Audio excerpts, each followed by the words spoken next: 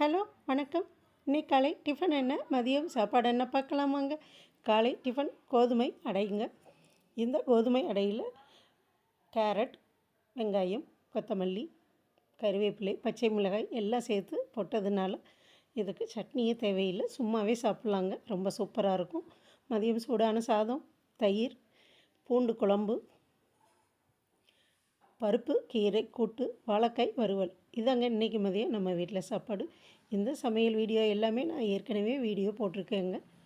நம்ம கிராமிய சமையல் சேனலை இதுவரை சப்ஸ்கிரைப் பண்ணாமல் இருந்தீங்கன்னா சப்ஸ்கிரைப் பண்ணிடுங்க. நன்றி, வணக்கம். இன்னைக்கு காலை டிஃபன் என்ன, மதியம் சாப்பாடு என்ன பார்த்தீங்களா? இந்த கோதுமை அடை வீடியோ நான் ஒரு நாள் போடுறேங்க.